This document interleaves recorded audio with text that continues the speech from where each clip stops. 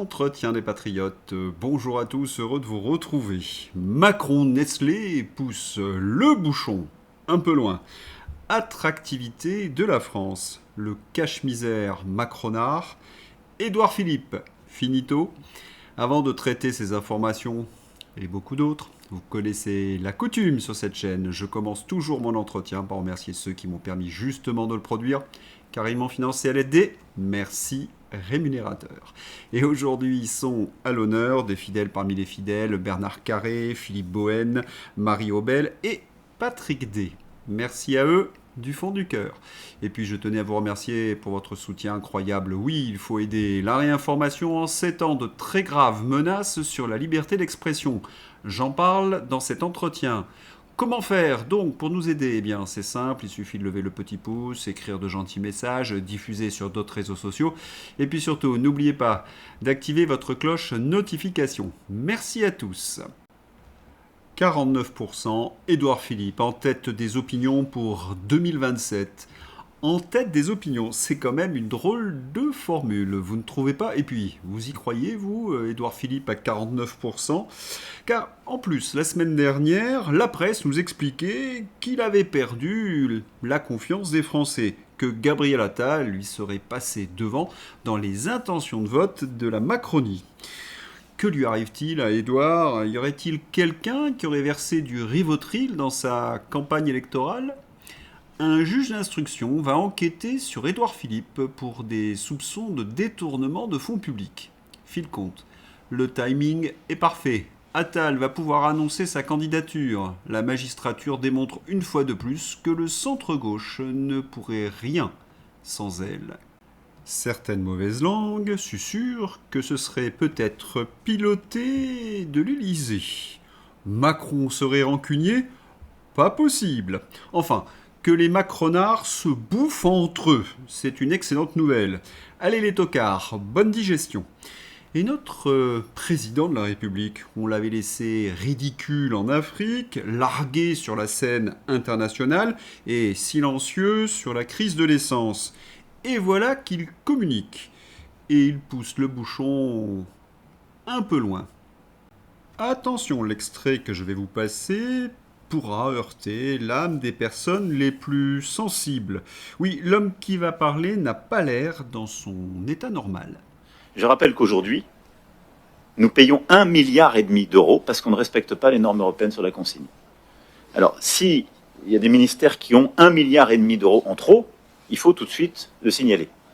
Mais si on pense que c'est un bon usage... En fait, c'est un homme limité. Il n'a plus les pieds en dehors de son champ de certitude. Il ne peut voir que sa conception de l'escrologie normative, autoritaire, limite facho, a tué d'ailleurs littéralement les secteurs clés de l'économie. Ce qu'on voit tous. Le pays s'effondre et il reste en pilote automatique à distribuer des bons points de vertu, à insulter quiconque le conteste. Le niveau devient pitoyable. Je voudrais corriger cette dernière affirmation d'Alexandre Jardin. Non, le niveau ne devient pas pitoyable. Il a toujours été pitoyable. Jupiter, le maître des horloges, Mozart de la finance, le nouveau monde, la start-up nation. Des colifichets pour gogo, Alexandre. Et puis, la méthode macronarde. Je suis tellement incompétent que je n'arrive même pas à mettre en place les directives de mes maîtres européistes. Alors, j'accuse les autres d'incompétence. Toujours le même refrain. Philippe Erlin. La France paie 1,5 milliard d'euros d'amende à l'Union européenne parce que nous sommes en retard sur la consigne des bouteilles en plastique. Ça va bien? Au lieu de dire afuera, Macron se fait le petit flic de Bruxelles. On se met en colère quand? Notez l'élément de langage hilarant. Je pense qu'il faut maintenant bouser. Macron a tellement été immobile que la France paie une amende de 1,5 milliard d'euros et il nous explique que c'est peut-être le moment de se bouger les fesses. Oui, du grand guignol. L'inertie est en marche, rien ne pourra l'arrêter. Macron rouvre le dossier brûlant de la consigne des bouteilles en plastique. Eh bien nous aussi, on va rouvrir le dossier des bouteilles en plastique des eaux minérales. Oui, on va lui rafraîchir la mémoire au poudré. Allez, à la tienne Manu. Scandale des eaux minérales, des perquisitions en cours sur les sites Perrier et Vittel de Nestlé Water. Mais qui se cache derrière ce scandale? La Macronie, bien entendu. Cette opération de lobbying de Nestlé, d'une ampleur insoupçonnée, que le directeur général de la santé en 2023 qualifie de chantage, a eu pour effet de convaincre l'État de contourner la réglementation relative aux eaux minérales naturelles, malgré le risque sanitaire. En effet, le gouvernement a accordé au groupe agroalimentaire Nestlé le droit d'utiliser, jusqu'à aujourd'hui, des filtres non conformes dans ses usines. Nous étions en 2025. Ainsi, il y a eu de nombreuses rencontres et échanges qui ont été organisés au plus haut sommet de l'État entre des responsables de Nestlé, des conseillers, directeurs de cabinet et de nombreux responsables politiques. D'Emmanuel Macron, Élysée, à Bruno Le Maire, ministère de l'économie, en passant par François Braun, la santé, Elisabeth Borne, Matignon, ou encore Roland Lescure, industrie. Un mail atteste notamment d'une rencontre entre des représentants de la multinationale et Alexis Collère, secrétaire général de l'Élysée. Et oui, l'enquête dévoile que c'est au plus haut niveau de l'État que s'est jouée la décision d'autoriser une microfiltration sous le seuil de 0,8 micron. La présidence de la République savait que Nestlé trichait depuis des années. Et Macron était directement impliqué donc dans le scandale des eaux minérales de Nestlé. Mais est-on étonné? Car il y a eu un gros deal de Macron avant d'entrer au gouvernement qui concernait Nestlé et Pfizer lorsqu'il travaillait à la banque Rothschild. Macron a-t-il poussé le bouchon pour faire diversion à ce scandale Nestlé? À vous de juger. Mais réécoutons-le. Je rappelle qu'aujourd'hui, nous payons 1,5 milliard d'euros parce qu'on ne respecte pas les normes européennes sur la consigne. Alors, si... On comprend mieux qu'il ne soit pas très à l'aise. Oui, le diable s'habille en Pravda. Et pour cela, il faut un média aux ordres. La Tribune. Attractivité, la France conserve sa première place en Europe, mais les investissements plongent. Les comiques troupiers de la Tribune ont encore frappé, parce que la France est devant l'Angleterre et l'Allemagne, c'est-à-dire que la limace Macron est devant les escargots Merz et Starmer. Car enfin, dans l'article, ils finissent par concéder que l'Union européenne n'est plus du tout attractive. Ben voyons, regardons cela de plus près. D'abord, l'Europe n'est plus attractive à cause des normes. Macron a menti et a fait exploser le nombre de normes. Et oui, en quelques années, on a atteint 267 910 règlements. C'est un tel enfer. Plus personne n'y comprend rien, pas même les macronards. Quant aux petits patrons, ce sont des CERFA à remplir pendant des heures, avec un surcoût en frais d'avocat ou d'administratif. Macron avait promis de réduire ces normes, il les a fait exploser. Menteur premier. Et il n'y a pas que les lois ubuesques européistes, il y a également les normes escrologistes à la sauce Sandrine Rousseau. Malus escrologiste sur la Peugeot 5008. Comment la France veut s'assurer de ne pas vendre français aux Français? Surtout, ne changez rien, les dingos. Historiquement, nous avons peut-être atteint le maximum de ce que pouvait faire une élite dirigeante contre son propre pays, en ayant le sentiment de faire le bien, mon œil, Alexandre, ce qui est toujours très stimulant.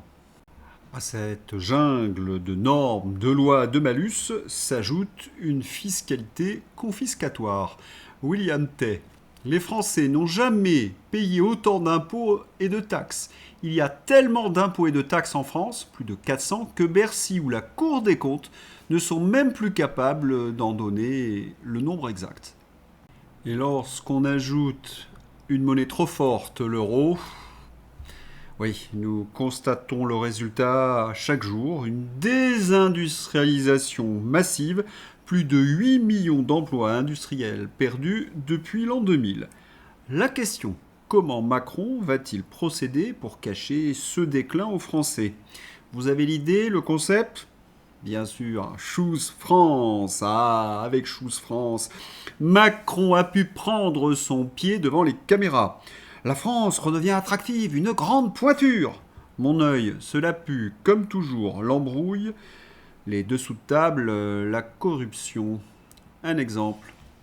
En 2022, Emmanuel Macron a accordé plus de 3 milliards d'euros d'aide au projet d'extension de l'usine ST Microelectronics à Crolles. Mais malgré ces financements publics, ni le projet ni le millier d'emplois promis n'ont encore vu le jour. La réindustrialisation ne peut pas marcher si des produits 10% moins chers peuvent arriver d'Asie. Sans protectionnisme intelligent, la France continuera à voir ses usines couler. Les nouvelles usines ne seront pas construites, c'est évident. Il serait bon que la représentation nationale, nos députés, nos sénateurs, mettent le nez dans toutes ces aides, parce que cela me rappelle Alstom, Uber ou McKinsey. Et quand il n'y en a plus, il y en a encore. Une des plus grandes d'Europe. Le projet Carbone, une usine qui devait fabriquer des panneaux solaires, un investissement prévu d'1,5 milliard d'euros. Pour le maire Une immense usine de fabrication de panneaux solaires devait s'implanter à Fos-sur-Mer, 3000 emplois à la clé. Le projet ne verra pas le jour. En cause, la concurrence chinoise impossible à battre.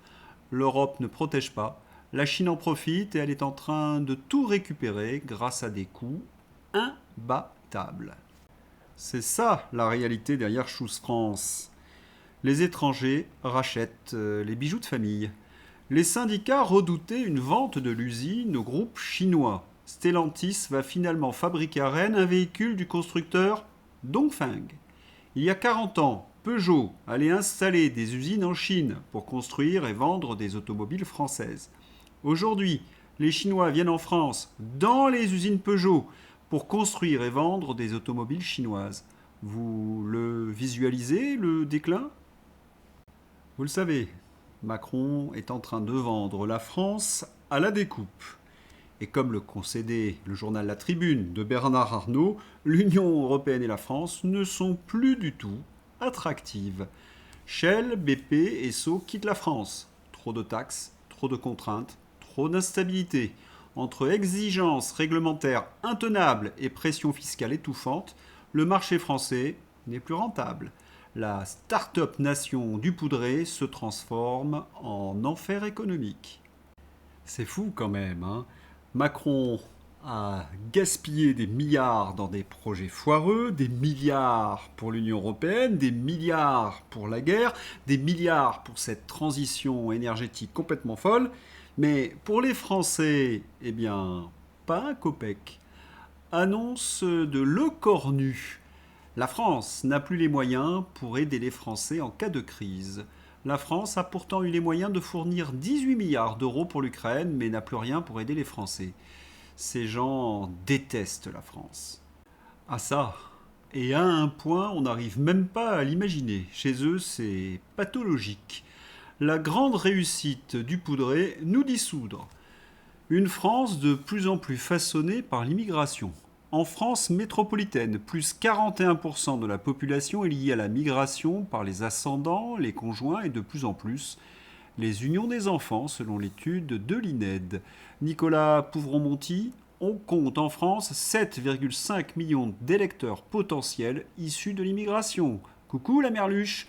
Titre de séjour, visa, asile, éloignement, l'État débordé par la hausse continue de l'immigration. Débordé, c'est un faible mot. Alors Manu, il faudrait peut-être se bouger sur le sujet. La délinquance explose, la France se tiers-mondise et nos comptes sociaux sont dans le rouge.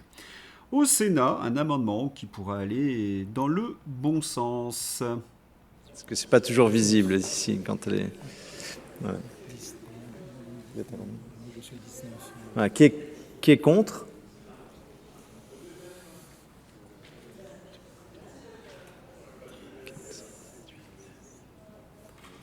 Les amendements identiques ne sont pas adoptés. C'est fait, après un vote serré, le Sénat vient de voter contre l'expulsion automatique des étrangers reconnus coupables de rodéo urbain sous stupéfiants ou alcool ou de violation de domicile. On se demande comment il est encore possible que ce genre de mesure soit refusé par vos sénateurs. C'est indigne. Merci à Valérie Boyer d'avoir défendu cet amendement avec brio, ainsi qu'à Jacqueline Eustache-Brignot et Émeric Durox qui avaient soutenu des amendements similaires. Enfin, les LR ne se moquent-ils pas de nous?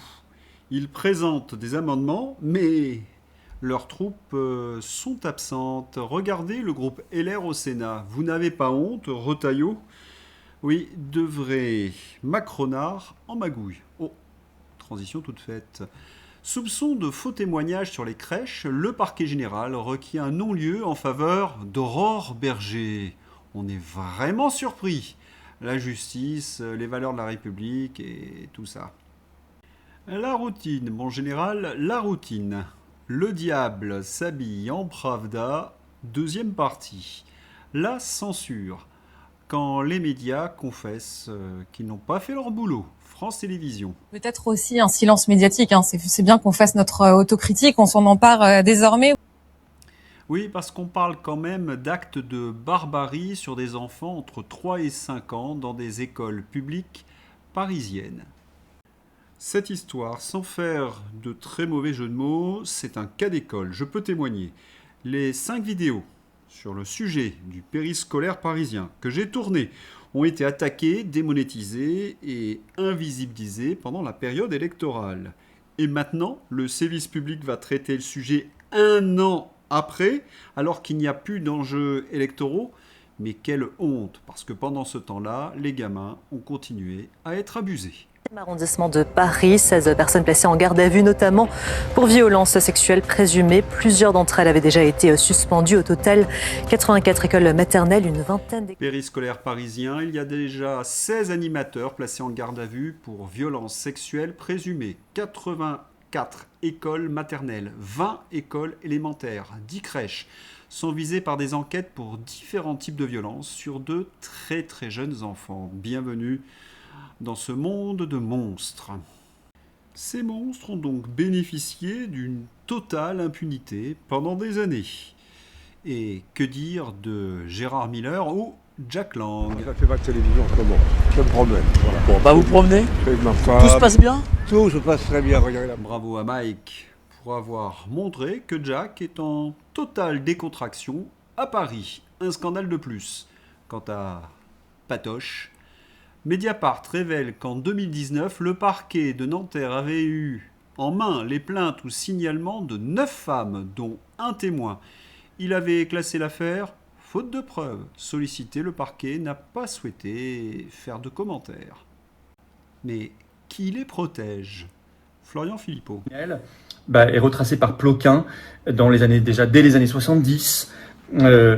Où il est recruté à l'époque par le chanteur Claude François 74 comme chasseur de filles pour son magazine Absolu et son agence de mannequins. Il devient ensuite un talent influent dans le monde de la mode et malgré des accusations graves dès 1988, enquête par la chaîne CBS et d'autres alertes dans les années 90 et 2000. Il y a déjà eu des livres, des documentaires, des témoignages. Il avait poursuivi sa carrière sans être inquiété. Il devient l'ami intime, le partenaire financier de Jeffrey Epstein et de toute... Alors c'est élargi, il y a tout ce milieu, toute la bande Epstein. Selon le journaliste d'investigation Frédéric Ploquin, la source, Paris aurait été pendant des décennies un centre majeur du système Epstein, contrairement à ce que nous a dit Macron, que Epstein n'était pas une affaire parisienne. Derrière les promesses du mannequinat, de jeunes filles vulnérables auraient été exploitées dans le silence général, dans la complicité générale. Bien sûr, il y a eu des journalistes qui ont été courageux, des médias qui ont publié des reportages pour dénoncer ce système. Mais voilà, ils ont vite été écartés et ils n'ont surtout pas fait la une des journaux télévisés. Quand vous dites la vérité, on essaie de vous faire taire. Voyez ce qui est arrivé à Régis Le Sommier. Un mauvais goût de censure souffle sur ce pays.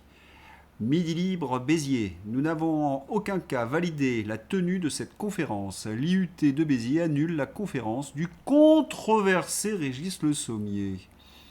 Je rentre d'un long séjour au Liban. Il s'agissait pour moi, à travers cette conférence à Béziers, d'alerter sur le sort des villages chrétiens pris dans les combats entre Israël et le Hezbollah, au Liban Sud, et, plus largement, de revenir sur la guerre avec l'Iran.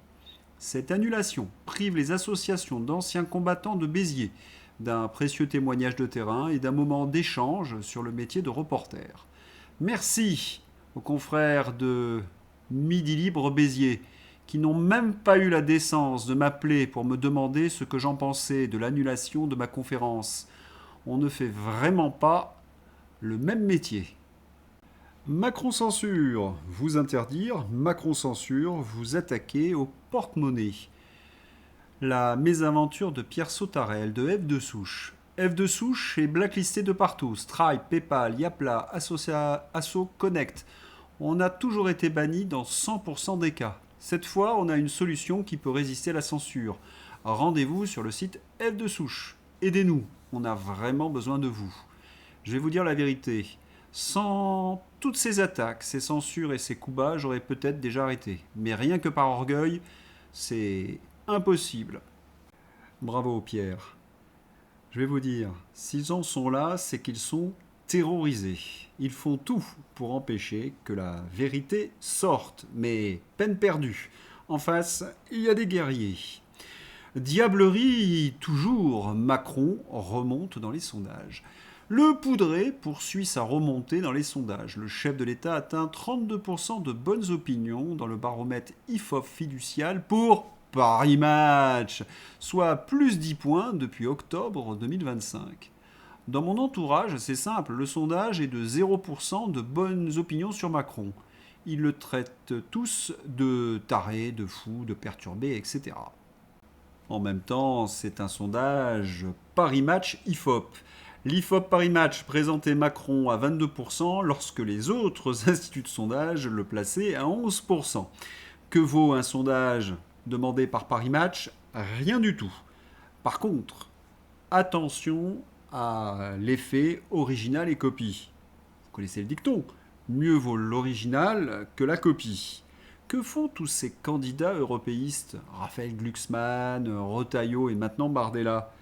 Ils confortent la politique nationale et européiste d'Emmanuel Macron.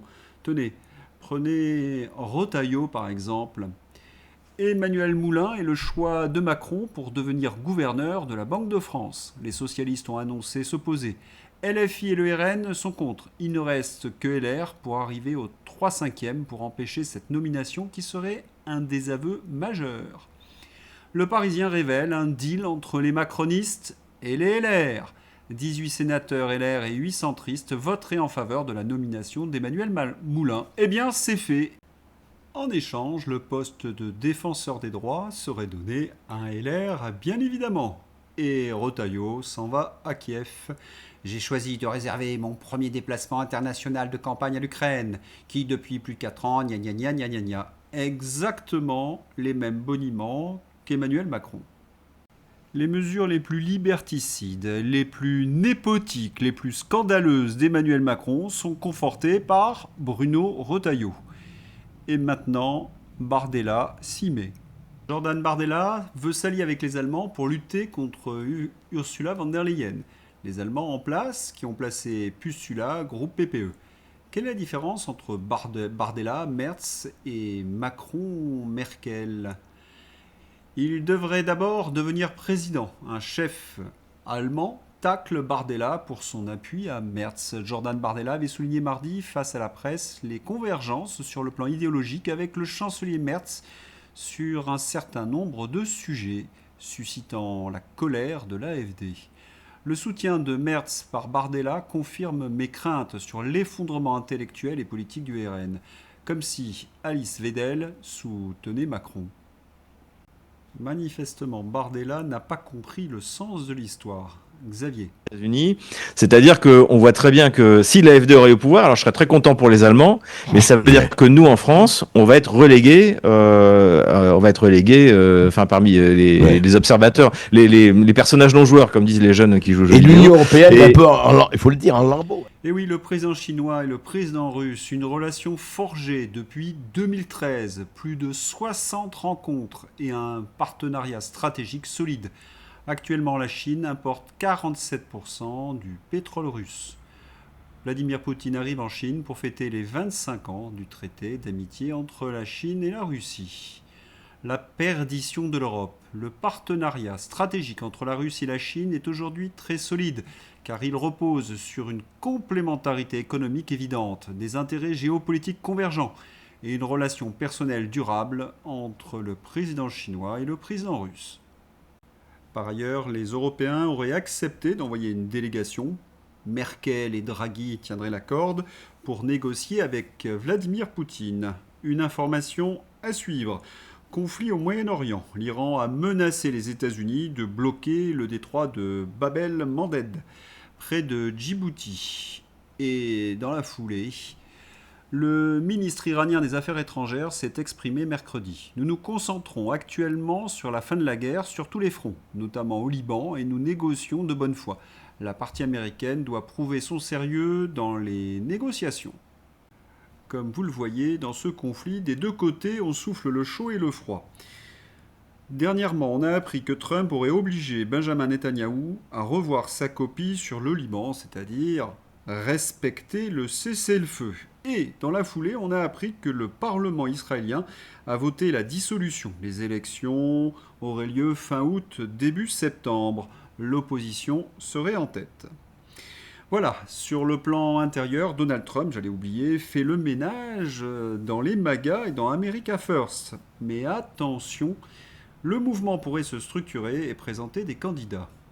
L'EPAC a dépensé 35 millions de dollars dans une élection sénatoriale pour faire tomber Thomas Massie, le sénateur qui a poussé à déclassifier le dossier Epstein. La corruption gagne toujours visiblement. Total respect pour le courage et l'intégrité du républicain Thomas Massie. Il était soutenu d'ailleurs par Joe Kent. Allez, c'est l'heure d'ouvrir la page fantasy avec notre amie Yael. Yael Braun-Pivet a déclaré qu'elle se bat depuis des années pour faire voter la fin de vie, affirmant qu'il y a une attente très forte au sein de la population française. Je crois qu'il y a un quiproquo, Yael. Ce qu'ils veulent, c'est mettre fin à la Macronie. Qui veut des bébés? Qui veut acheter mes beaux bébés? Gabriel Attal veut des enfants avec son conjoint Stéphane Séjourné. Pendant ce temps-là, le Super 98 est à 2,10 € le litre.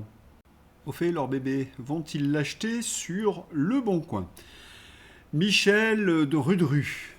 Venant d'où je viens et compte tenu du passé de mes parents, prendre des gens d'extrême droite sur mon plateau, ma mère ne me l'aurait jamais pardonné. À la place, il a reçu Dany, Patrick Brubru, Gabriel Mazmaz et Jacques I, Gérard Miller, etc. Mais pas d'extrême droite. L'honneur est sauf, Michel. Ah, cette télé du sévice public. Et maintenant, les statuts sont floutés. Le JT de France 2 floute les statuts maintenant. Les chemins de croix, les statuts de pire en pire. Bravo à Occitan. Cela en fait des erreurs, des dizaines par jour.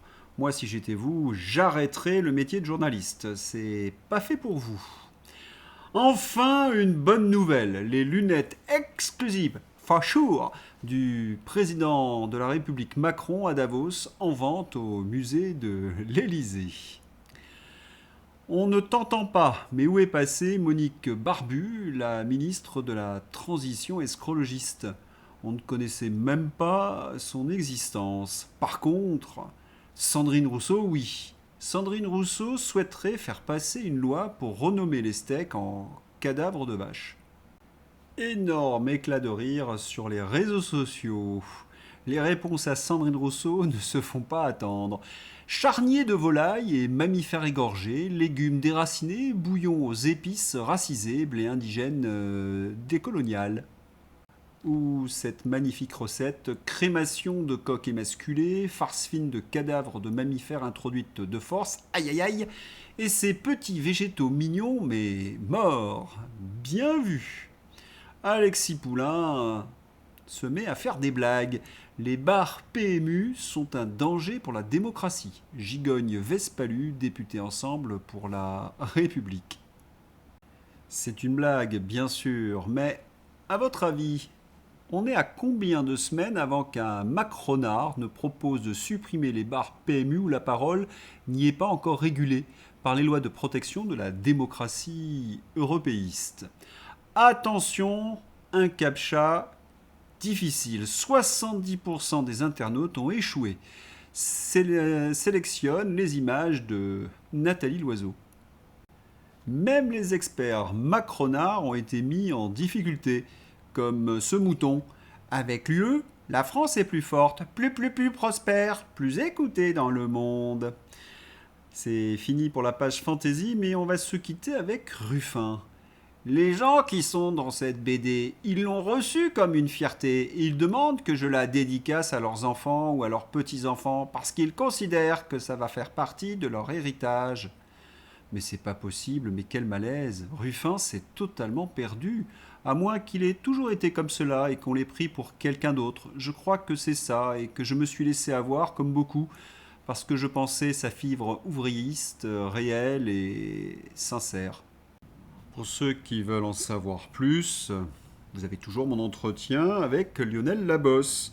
Oui, nous avons montré le vrai visage de François Ruffin, l'ami d'Emmanuel Macron. C'est tout pour aujourd'hui, je vous souhaite une excellente journée, à bientôt, au revoir.